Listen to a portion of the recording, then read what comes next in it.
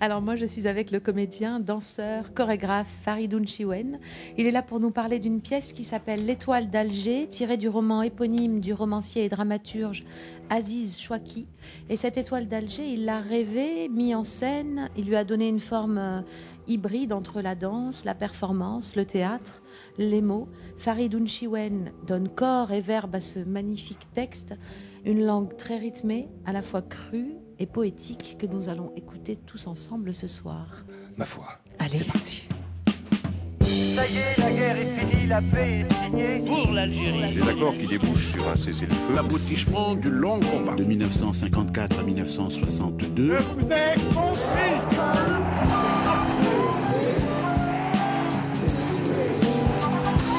Ouvert la nuit. La représentation vient de commencer. Tania de Montaigne, Alexandre Hérault. sur France Inter. Bon spectacle.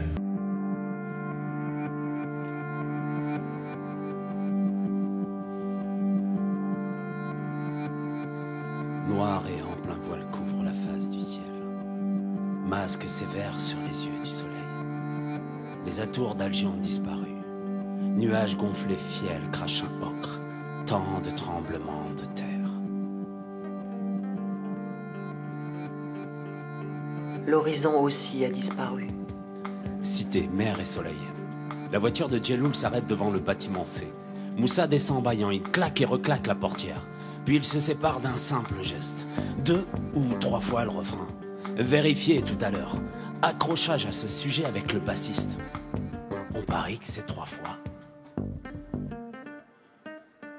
Cloaque boueux devant l'entrée du bâtiment.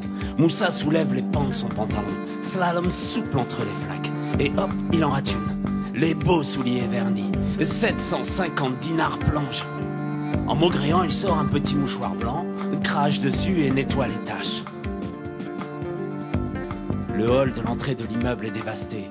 Boîte aux lettres éventrée, murs et escaliers laminés. Gosse, gosse, gosse, gosse, gosse, gosse, gosse. Pieds et torse nu, un enfant de 3 ans s'ébroue dans la fange. Les joues tatouées debout. Il s'amuse avec un oiseau mort. Lui arrache les plumes une à une.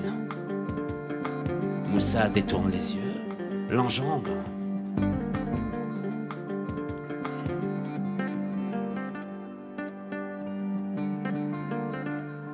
Et se dirige vers les escaliers morts de fatigue. Nuée de gosses sans grappe, morveuses dans les cages. La cité se réveille, face renfroignée, tout sèche, qui au chagrin, qui à tenir les murs. Écoliers, travailleurs, jeunes oisifs, par décret du ciel. Dans la rue, voiture rechignante à démarrer. Allez, mais en deuxième, on va pousser. Oh, hiss. Il y a des bras, des milliers de bras, robustes et dormants. Une puissante odeur de parfum corrompt les rances de cette matinée. C'est Waïba, la fille Méziani.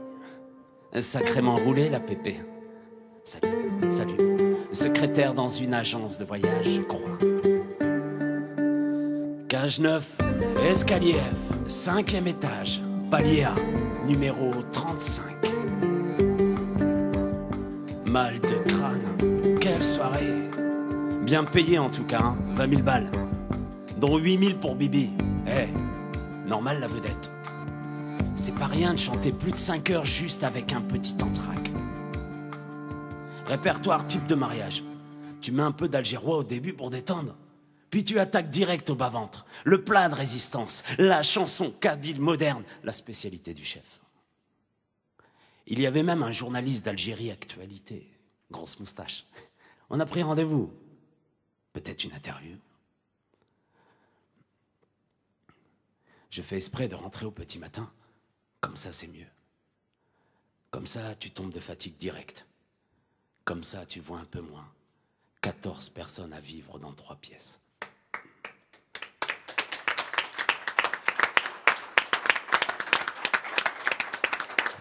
Merci beaucoup.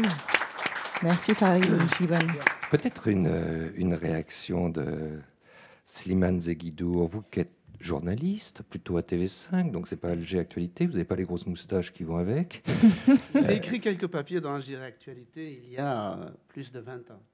J'allais dire journaliste, vous l'êtes devenu, puisque vous êtes né en 1953, là-bas, en Kabylie, un an avant le début de cette guerre, qui n'avait pas encore de nom.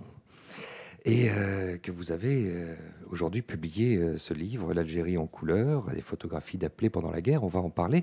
Peut-être une réaction d'abord sur ce petit détour qu'on fait vers la contemporanéité avec cette Algérie d'aujourd'hui qui débarque là en force dans cette agora. Là, c'est l'Algérie des années 90. Oui, c'est l'Algérie du GIA aussi. Et oui, c'est un des virages que l'Algérie devait entamer et qu'elle a commencé en 90. Parce qu'on parle aujourd'hui de printemps arabe, donc toute cette insurrection de la jeunesse contre la corruption, l'incurie des régimes, la dictature, l'opacité, et on s'étonne que l'Algérie ne fasse pas son printemps. En fait, l'explication, c'est que l'Algérie avait fait son printemps en 88. La jeunesse, en octobre 88, la jeunesse est sortie, elle avait manifesté, l'armée avait tiré. Et pour la première fois, dans ces régimes à parti unique, on a vu un parti unique, le FLN, au pouvoir depuis 62, s'auto-saborder. Oui. On a réécrit la Constitution, le multipartisme a été établi, et juste 2 ans après, en l'été 90, il y a eu la première élection municipale la moins trafiquée qu'il y ait jamais eu dans le monde arabe. Et évidemment, les islamistes ont gagné, donc état d'alerte dans la moitié de la population algérienne. Confiscation. Et petit à petit, l'Algérie commençait à s'enfoncer. Donc là, ce qui devait être une transition pour passer d'un parti unique soviétique où l'économie était étatisée, où la presse était muselée, ce qui devait donc passer à une société démocratique, ouverte, pluraliste, petit à petit, l'affrontement qui était idéologique est devenu militaire. En 92, l'armée interrompt le processus électoral, gèle la vie politique et l'Algérie s'enfonce dans la violence islamiste, les maquis islamistes, la terreur. Et elle va connaître 10 ans de quarantaine. Ça, on l'oublie souvent. Pendant 10 ans, la plupart des ambassades étrangères étaient fermées à Alger.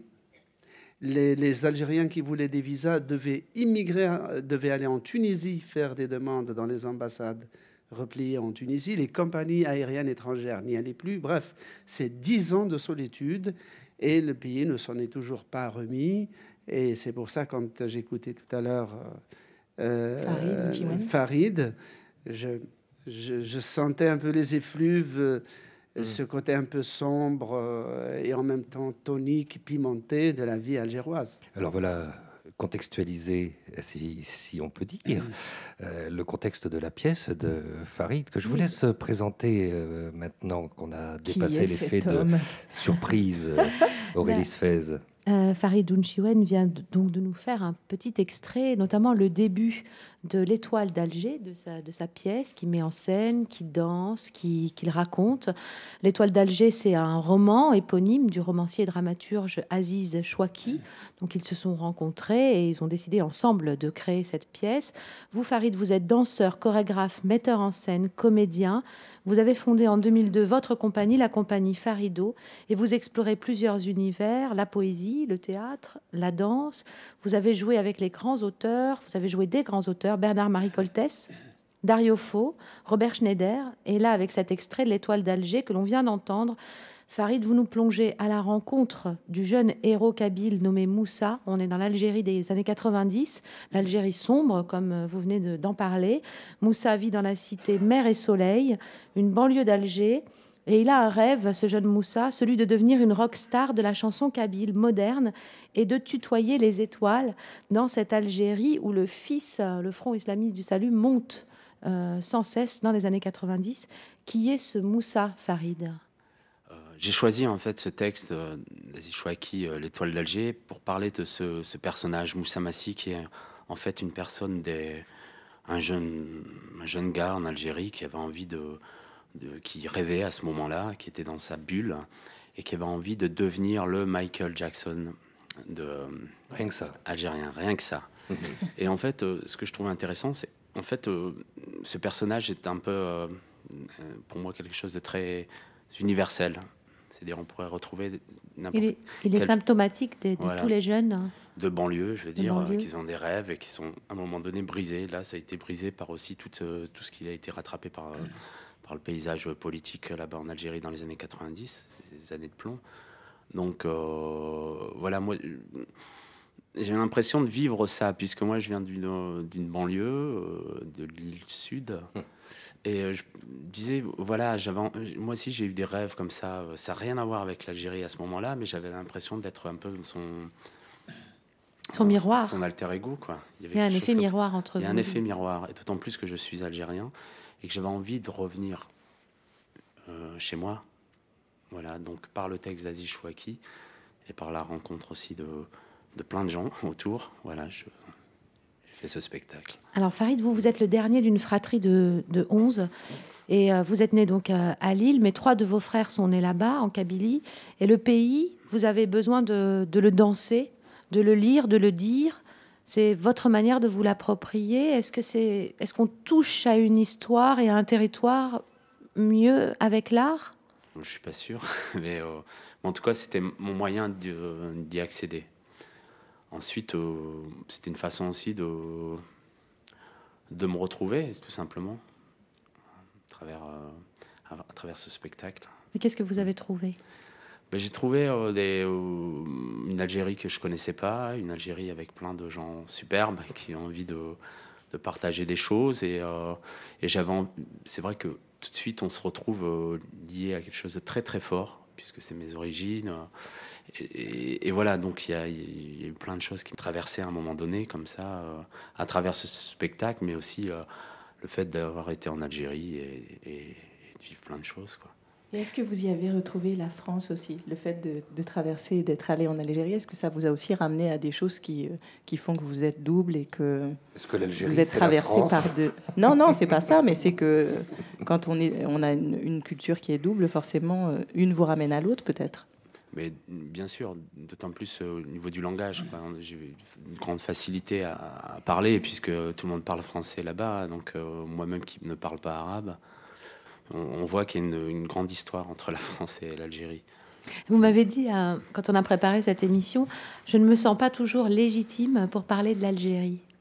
Mais qui l'est finalement légitime? Parce que l'Algérie, c'est une histoire qui est traversée comme ça par... en tout cas de mon côté, par mes parents, cette histoire, pourquoi ils sont venus en France, tout ça. Et à un moment donné, c'est vrai que j'ai pris de la distance vis-à-vis de tout ça. Et voilà, c'est pour ça que cette légitimité, je ne l'ai pas à travers l'histoire qu'ont vécu mes parents et tout ça, où je me suis un peu retiré de tout ça. Pourtant, il serait temps que l'Algérie passe et les Algériens au stade oral, Slimane. Que les Algériens parlent, oui, mais ils parlent. Et je trouve malheureusement la littérature algérienne d'expression française, et elle est très importante. Il y a plus d'écrivains algériens aujourd'hui en français, 50 ans après l'indépendance, qu'il n'y en avait à l'époque coloniale. Plus d'éditeurs en français qu'il n'y en avait à l'époque coloniale. Et 7 fois plus de journaux en français à Alger qu'il n'y en avait à l'époque coloniale. Il y avait 3 quotidiens à Alger, il y en a 27 ou 28 aujourd'hui. Mais il y a un parler algérois, un mélange de maltais, de français, d'italien, d'arabe, de kabyle, qui est extrêmement grivois, tonique, avec des métaphores absolument renversantes.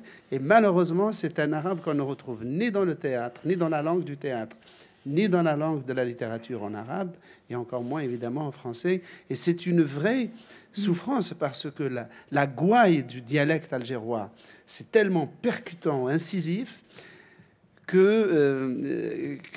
on souffre de ne pas le voir. Même au cinéma, il passe pas, parce que c'est effectivement des expressions de chiffonniers ou de garçons de régiment parfois, n'est-ce pas?